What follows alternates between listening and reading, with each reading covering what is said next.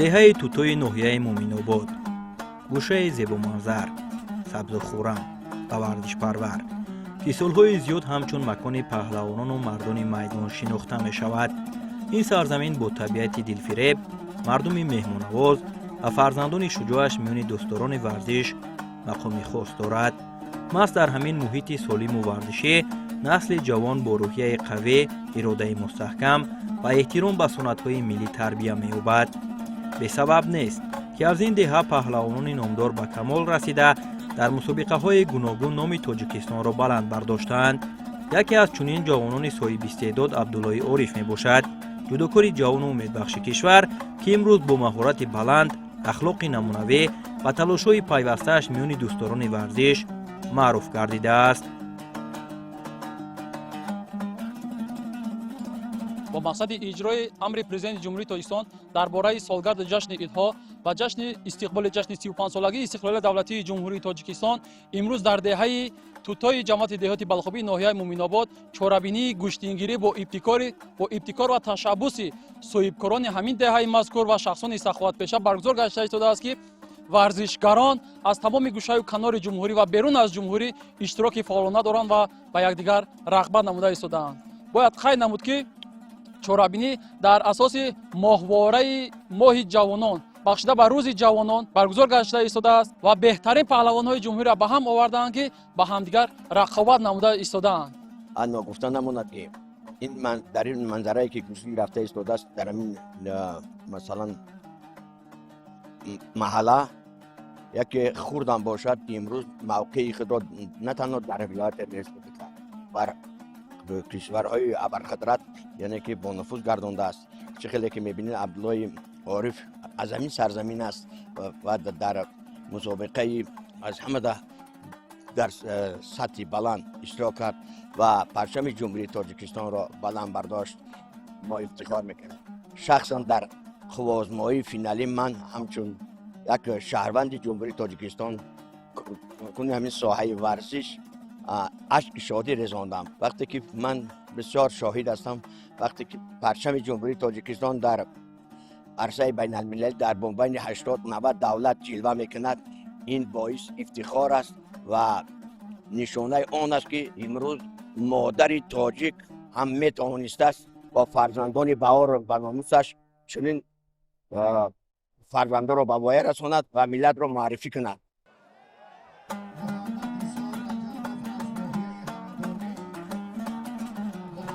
бо мақсади ҷалби ҷавонон ба варзиш, таҳкими дӯстиву бародарӣ миёни паҳлавонон ва поз доштани анъанаҳои некимиллӣ, санаи 11 май дар ин деҳаи овозадор мусобиқаи бошукӯҳи гӯштингирӣ ташкил ва баргузор карда шуд.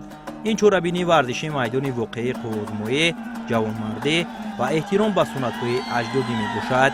мусобиқа бо ташаббус ва роҳнамоии мураббии варзида Хусрав Шоев ва дастгирии мардони саховатпешаи ин диёр баргузор карда шуд.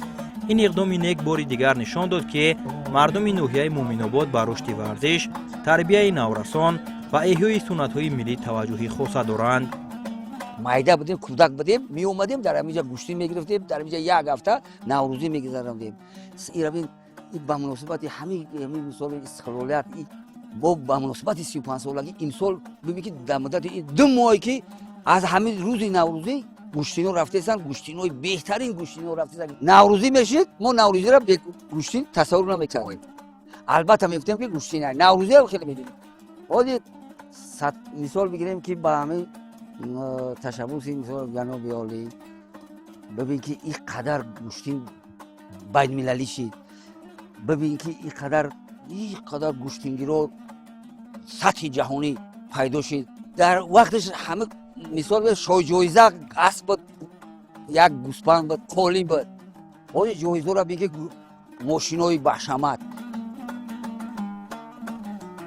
дар мусобиқа паҳлавонони шинохта аз гӯшаву канори мамлакат ва инчунин аз ҳамсоя кишвари Ӯзбекистон иштирок намуда ба майдони имрӯза ҳусни дигар бахшиданд. ҳузури паҳлавонони хориҷӣ сатҳи мусобиқаро боз ҳам баландтар намуда, дӯстиву ҳамдигарфаҳмиро миёни варзишгарон таҳким бахшид. барои қадрдонӣ ва рӯҳбаланд намудани паҳлавонон дар майдони имрӯза тӯҳфаҳои арзишманд аз ҷумла 2 адад шоҳҷоиза автомошинаи сабукрав гузошта шуда буд. این اقدام به مسابقه شهامت بیشتر بخشیده شوق و هوس پهلوانان را دوچند نمود. با مقصد استقبال جشن 35 سالگی استقلال دولتی جمهوری تاجیکستان در ناحیه مومن‌آباد چهاربینی‌های ورزشی از قبیل گوشت‌گیری، فوتبال بین تشکیلات مؤسسه‌ها، بین دهه‌ها و دیگر نمود چهاربینی‌های ورزشی دایر گشته ایستاده است که در روز جوانان تاجیکستان جایزه‌ها و غالبان تقدیم کرده می‌شود.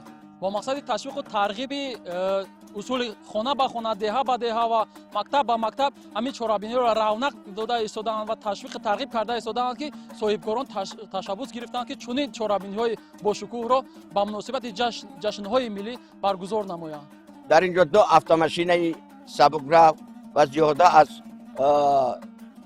قریب من که کمی معلومات دارم زیاده از 20 تا شتر که با نام یعنی که مبلغ میگذارند، یعنی که موتورسیکل، تلویزیون و تمامی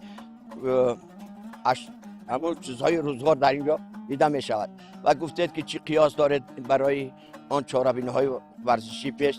در حقیقت امروز ما در زمان زندگی میکنیم که باید اون زمان را همچون گهبرک چشم نگاه داریم و چی ننگ ناموسی داریم برای پیشرفتی همین ورزش کوشش کنیم.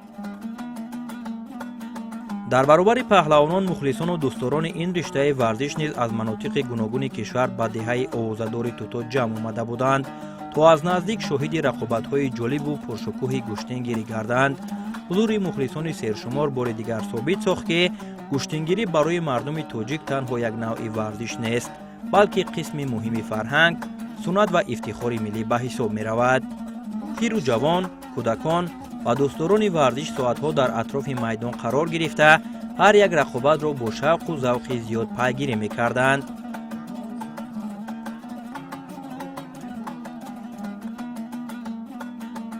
همزمان جهتی در سطح بلند برگزار گردیدن مسابقه و تأمین شفافیت رقابت‌ها، داوران صاحب تجربه فدراسیون گوشتنگیری تاجیکستان مسئولیت حکمی را به عهده داشتند. سبقت‌ها پورا طبق قاعده‌های رسمی گوشتنگیری دایر گردیده هر یک رقابت با عدالت و کسبیت بلند بهاگذاری می‌شد. این عامل باعث گردید که مسابقه در فضای صلح و ثبات تاجیکستان عزیز برگزار شده هر یک پهلوان مهارت واقعی خود را نشان داد.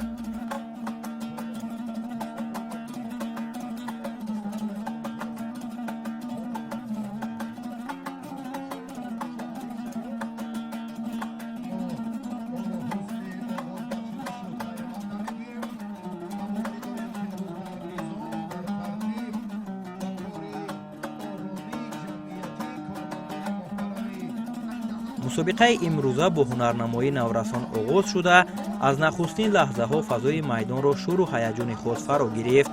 نسل نورس با روحیه بالیده، چهره های پر از آرزو و شوقی به اندازه وارد میدان می شدند.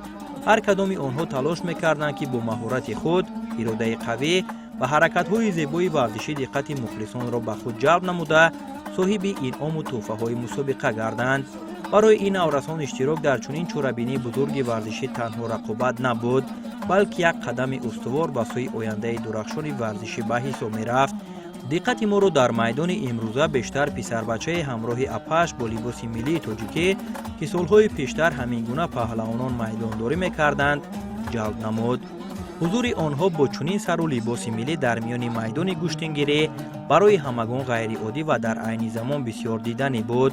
تماشابینان با توجه زیاد آنها را نظارت می‌کردند و بسیاری ها این اقدام زیبا را همچون احترام به فرهنگ و عنعنه‌های ملی ارزیابی می‌نمودند. پوشیدن چنین لباس از جانب کودکان در میدان تنها یک نمایش ظاهری نیست، بلکه احترام به ارزش‌های ملی و پاس داشتن میراث اجدادی میباشد.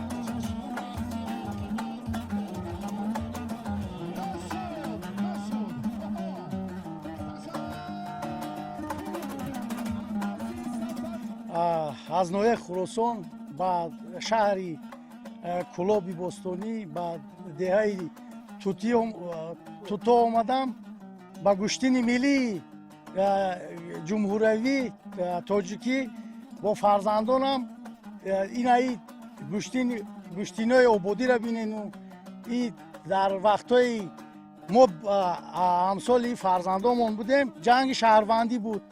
ози шукронӣ давлат ки хел ободия хел гӯштиноай хел пешравиёй мо фахр мекунем ина либосҳои анъананаи тоҷикӣ миллиро мо пӯшондемшон ки биён дар инҷа рақобат кунанд аз давлатҳои ҳамсоягӣ ӯзбекистон, афғонистон, қазоқистон, қирғизистон ва ҳамчунин Россия омада дар инҷа баромад мекунанд ки моро бинанд, моро будонанд ки мо чӣ хел будем, чӣ хел таърих доштем ва аз ин либосҳои мо, аз ин гӯштинии миллии мо баҳра баранд.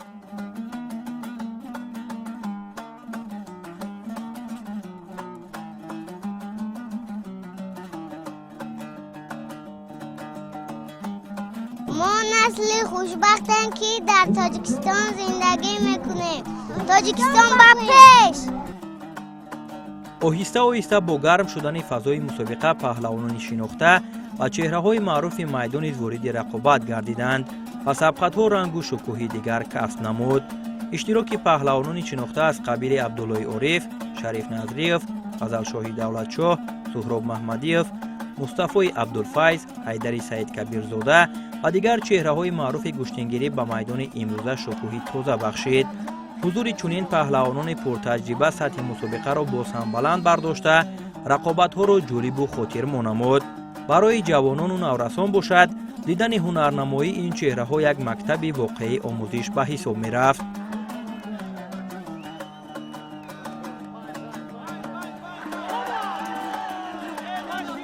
солҳое ки мо гӯштингирӣ мекардем, дар он давраҳо гӯштино ҳам нағз мегузаштанд, бисёр гӯштингирои нағз, гӯштингирои хуб бисёр буданд, гӯштино нағз мекунанд. як фарқият дошт. ӯ тӯҳфаҳое ки ҳозир метанд, тӯҳфаи пеши давра ба тӯҳфаи кӯдаконаи ҳозир баробар буд.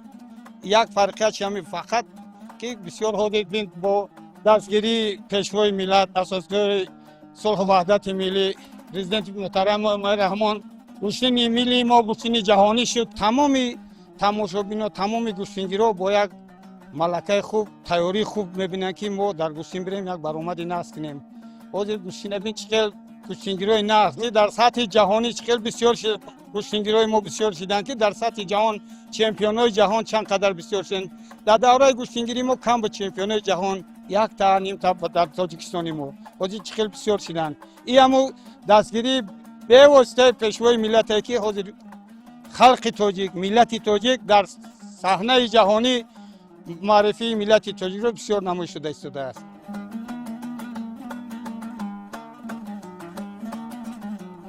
майдони деҳаи тутои ноҳияи муъминобод дар ин рӯз ба як саҳнаи воқеӣ қуввозмоӣ ва ҷавонмардӣ табдил ёфта буд. ҳар рақобат қиссаи алоҳида дошт ва ҳар паҳлавон бо эҳтиром ба рақиб ва сунъатҳои гӯштингирӣ вориди майдон мешуд.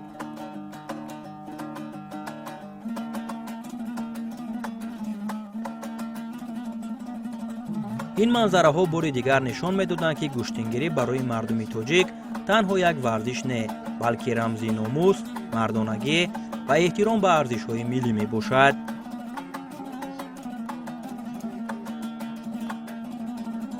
имрӯзҳо ки гӯштини миллии мо дар арсаи байналмилалӣ федератсияи худшро кушод, ин боиси ифтихор аст ва ҳар як нафаре ки дар дил нанг номуси миллӣ ва ҳисси баланди ватандорӣ дорад, фахр мекунад ва ифтихор мекунад ки гӯштини миллӣ имрӯз тавонист дар арсаи дар қатори дигар федератсияҳои байналмилалӣ мавқеи худро дар он ҷо ҷорӣ кунад. аз гузаронидани чунин чорабинҳои варзишӣ ки дар ҷумҳурии тоҷикистон мо мегзарад, имрӯз федератсияи байналмилалӣ дар ҳайрат аст ки ин яки якбора масалан як табаддулоти пешравӣ дар худи варзиши тоҷик дида мешавад.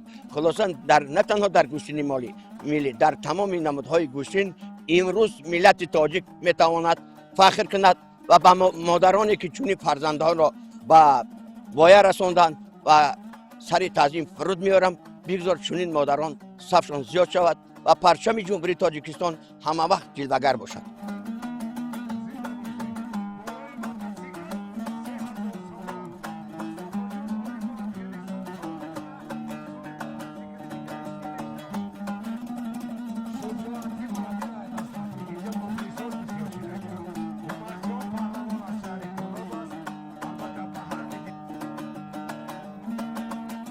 یکی از پهلوانان ارزنده و واقعا موفق میدان امروزه مصطفی عبدالفیض به حساب می رفت.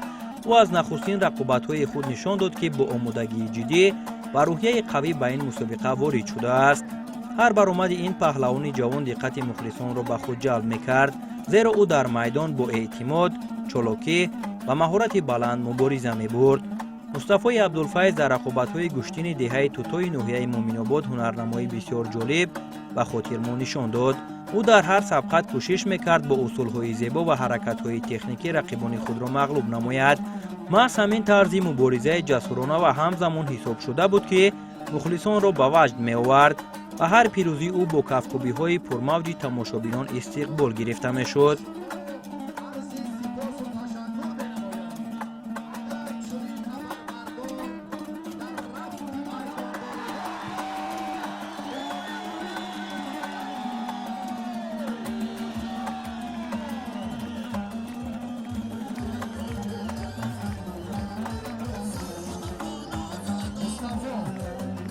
امروز ما با یک تیاری خوب آمدیم در میدان دهه توتا که در اینجا مشق تمرین میکنیم در همین زل دهه توتا در استاد شریف خسرو.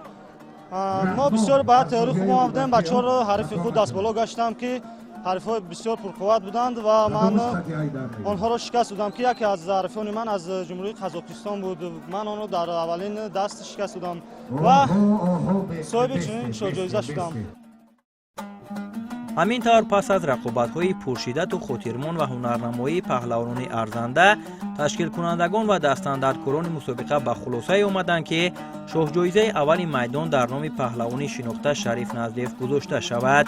این تصمیم فضای میدان را باز هم پرهیجان تر نمود، زیرا مخلصان بی‌صبرانه انتظار رقابت اساسی روز بودند. همه می‌دانستند که مبارزه برای چنین جایزه ارزشمند آسان نخواهد بود و تنها پهلوان موفق می‌تواند پیروز گردد. برای آزمایی با شریف نظری و پهلوان نامدار از شهر وحدت سهراب محمدیف انتخاب گردید. همینطور دو چهره شناخته گشتنگیری وارد میدان شدند و حضور آنها فضا را پر از احساس و هیجان کرد. با صدای کفکوبی‌ها و نداهای مخلصان این دو پهلوان گرانوزن به رقابت حل کننده آغاز نمودند.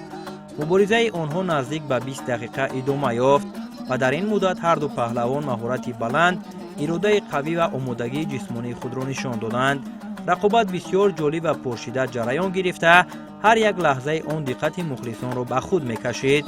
کوشش‌ها از هر دو جانب بسیار هم دیدنی صورت گرفته، هر دو تلاش می‌کردند که با یک حرکت حل کننده پیروزی را به دست آورند. بالاخره بعد از مبارزه طولانی و پرمشقت، شریف نظریف با یک حرکت جالب و دیدنی توانست رقیبش را دوشانه به زمین آورده شاه جایزه اول میدان را صاحب شود.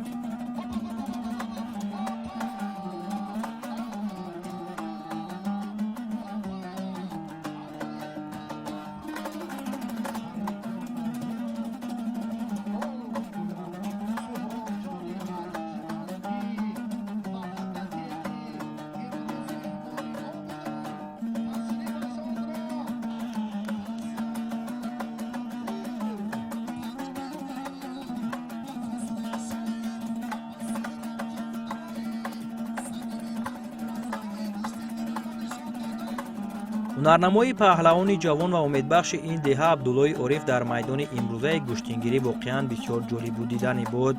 از نخستین رقابت‌ها معلوم می‌گردید که او با آمادگی جدی و روحیه بلندی ورزشی به میدان وارد شده است.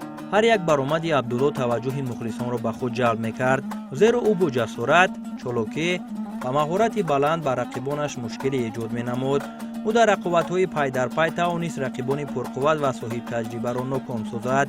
حرکت‌های زیبا، تکنیکای خوب و اراده قوی او نشان می‌داد که عبدالله عارف امروز یکی از چهره‌های اساسی میدان است. بعد از غلبه‌های پای در پای عبدالله عارف و یکی از مدعیان اساسی برای صاحب شدن به شاه جایزه دوم مسابقه تبدیل یافت. کمیته تدارکات مسابقه نیز هنرنمایی ارزنده این پهلوان جوان را به نوبت گرفته قرار کردند که شاه جایزه دوم در نام او گذاشته شود.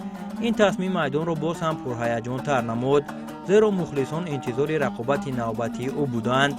از میان رقیبان زیاد برای آزمایی با عبدالله عارف، تویچی پهلوان از ناحیه دنقه را انتخاب شد. از لحظه های اول رقابت عبدالله عارف تشبث را به دست گرفته برای پیروزی تلاش میکرد.